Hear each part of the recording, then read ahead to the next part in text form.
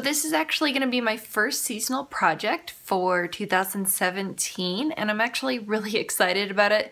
And I wanted to start on these products sooner rather than later. I do have a handful of videos that need to go out ASAP, so you're probably not going to see this video until maybe a week or two after I film it, but I wanted to get a jump start on these products. I did pick out 10 products if I'm not mistaken, and that's just to give me a little buffer room in case I run into an issue with one or two of them. I'll be able to hopefully finish off 7 products before the end of the challenge.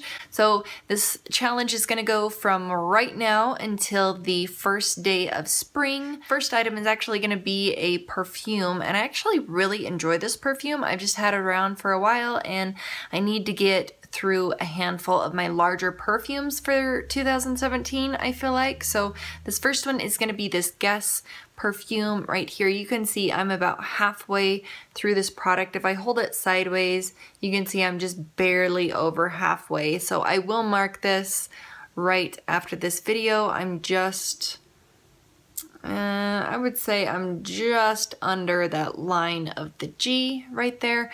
This is a nice perfume. I feel like it's a nice transition scent from winter into the springtime, so I really don't feel like I'll have any issues getting through this. I do believe this is a 1.7 fluid ounce. Yeah, that's what it is. So anyway, that was item number 1.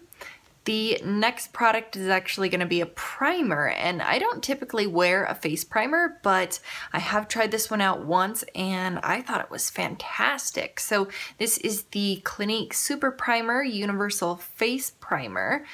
Never heard about this before, never heard anyone mention it before. It's a white primer. It kind of looks like a lotion, but it just feels really smoothing and really hydrating on the skin. So on the back here, I do have a marking of where I'm starting. This little sample guy is actually quite full, and that was a surprise. I didn't think that it would be up that high, but it is right up at the top there. So hopefully I'll be able to get through this one sooner rather than later. Then this next product, I've went through, I can't remember if I went through 2 or 3 of these in the past, but they don't last very long. They have a very tiny amount of product in the actual compact, and I can go through them in like a month and a half, start to finish, brand new. So this one is the MAC Studio Tech Cream Foundation. This one is in the shade NW15. This is what it looks like here. And I don't know, I've heard that this is marketed more towards people that have dry skin. Sometimes this sits nicely on my skin, sometimes it doesn't. I'm hoping that in combination with this primer that it'll have enough hydration to, you know, set well on the skin and last all day long. But I've already hit the bottom of the pan in this one. There's little black dots. It's like a plastic, I guess for lack of a better word, a plastic pan at the bottom there. So I do have a dip in this product, and sometimes I use a brush, sometimes I use a sponge. I'm probably just going to be using my fingers with this item just because I feel like it's the easiest way to apply it to the face without losing a ton of product, with it being absorbed up into a sponge or being gunked up in a brush. So this is my product number 3. Then I have a concealer, and I would say I'm about a third of the way, somewhere between a third and a half of the way through this. I can't see through the packaging on this item yet, but this is my NARS Radiant Creamy Concealer in Light 2, which is also called Vanilla. But I do believe if I scrape around the edge, the container, I will, you know, get a line showing so that there is some air in here. There's a little bit of progress in here, but it's not enough progress to see a ton of the packaging and have like a window of where my progress is. So hopefully by the next update I will have a window showing through this container, but this is an alright concealer. I used to really love it, but I feel like it's just a little heavy for my skin at the moment, and especially under the eye area, it tends to cake up for me just a little bit. I do have a bronzer here, and I've been trying to work through this one for a little while now. now. This is actually the full size of my Tarte Park Avenue Princess bronzer, and this is what my bronzer looks like at the moment. So this from here down, just from the way that I hold my brush and how I hit my brush into the pan here, this is worn down at the top here, but this from here, the top of my finger down, is actually, that pattern on there is the pattern that is on the product when you purchase it brand new. So it's going to take me a little while, even though I do have over half of this finished up. It's going to take me probably right up until the end date to finish this product up, but I don't mind. I kind of like this, and I do like this product for warming up my skin a little bit more when the temperature starts warming up, and I do get a little bit more of a tan to my skin. This is the Tarte Cheek Stain in the shade Flush. This is just a little deluxe size sample. I thought the shade was pretty enough to work towards the back of my cheek. Sometimes I like to do like an ombre or a gradient effect on the cheeks where I have a lighter blush in the front and a deeper one in the back. I thought this would be perfect for that. I could just apply this towards the backs of my cheeks.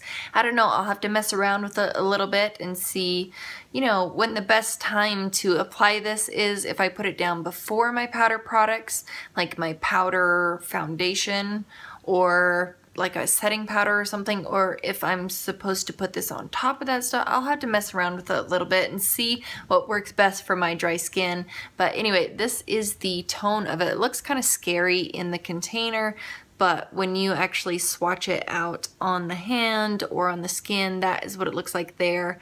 And you can blend it quite a bit. So I think this would be really pretty as a transition blush from winter into spring, especially during the winter months, the colder months. I think this will look really gorgeous on the cheeks, and I don't have very much in here.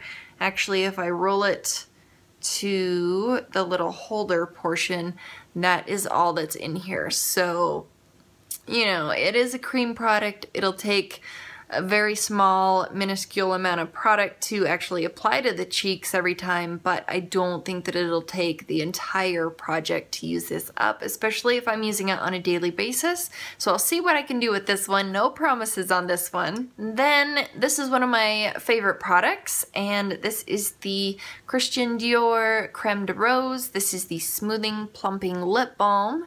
This is the container right here. I feel like this is a fantastic lip balm and lip treatment. I don't feel like it plumps the lips at all, but I do feel like it does moisturize and hydrate the lips quite a bit. I like to put this on before I start applying my face makeup, and by the time I'm finished and I'm ready to put on a lipstick, my lips feel really hydrated and they're ready for anything, whether it be a standard lipstick or a liquid lipstick. So this is actually a really nice product in my opinion. I'm not sure if I would repurchase it. I'll have to see if my opinions change towards the end of the project, but it's almost cheating because I'm over halfway finished with this already.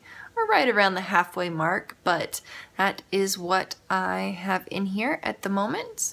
It looks like it's a light kind of milky pink shade, but it does kind of go on the lips relatively clear for the most part. So there was that one. I have an eyeliner here from Kiko, and actually I have a hard time sharpening this eyeliner, but it is a gorgeous color. So this is what the packaging looks like here. I did mark on this one. I just marked it on the actual container.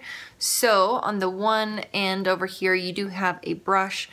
I always catch the brush in the cap, so I have a couple little pieces of the brush that are kind of splayed out a little bit, a little frayed out, but this makes it so perfect to kind of smudge it into an angled, smudgy looking smoky liner. But the actual product, this is all that I have in here, so I don't have that much. This is called the Kiko Mystery Smoky Eye Pencil. This one's in number 17. And I don't think this one has a name on here, and if it does, I can't read it. I'm not sure what the actual name of this is, but this is absolutely gorgeous. I would say like a deeper khaki tone. That is it there, but if you kind of just smudge it around a little bit, it looks really pretty against the lash line, and I'm actually pretty excited to use this one and finish it off. So again, that was the Mystery Liner from Kiko.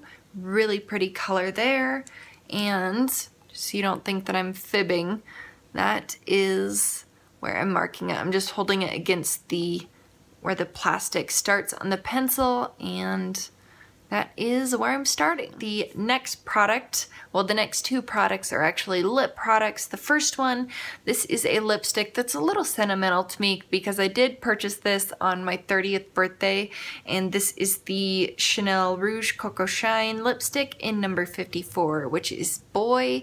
I really like this lipstick. I'll probably hang on to this packaging when I'm finished and maybe depot another lipstick into here, but this is all that I have left in here, so I thought I would just toss it into the project while it's still in the colder months and get it used up. This is a really beautiful shade. It's quite sheer, it just deposits a slight bit of color to the lips. It kind of plays on how much pigmentation that your lips naturally have. So if you have a ton of pigmentation normally, then you're probably not going to see much of this. It'll just look like a nude lipstick. But for me, this actually deposits quite a bit of color on my lips. These are super shiny lip products. That is it right there. And you know, I feel like I might repurchase this once I run out. It'll take me, you know, maybe 6 to 12 months, maybe even longer to repurchase it, but it is such a pretty color. It's very easy, something you can slap on without a mirror. So I would probably be in the market to repurchase this after I use it up a very long time in the distant future, but that is number 54, Boy, from Chanel right there. And the final product that I'm going to be including for this project is one of my Makeup Forever Lab Shine lip glosses. These are my all-time favorite lip glosses, and they actually discontinued them. I'm so bummed about that, but I do have a handful of backup, so I wanted to knock a couple of them out this year for 2017. So this one, this is brand new. I think I've swatched it maybe once, and these are perfection as far as the formula of the lip gloss. Man, these are good. They have an apricot scent, smells so delicious. They're not sticky whatsoever. They have a ton of shimmer in here. I don't know if you can pick that up, but there's a ton of shimmer in this one, and they actually, there's no grit to them. Some lip glosses I've noticed, if they're kind of glittery, you'll feel the texture of the glitter on your lips when you press your lips together, but these, you don't feel anything.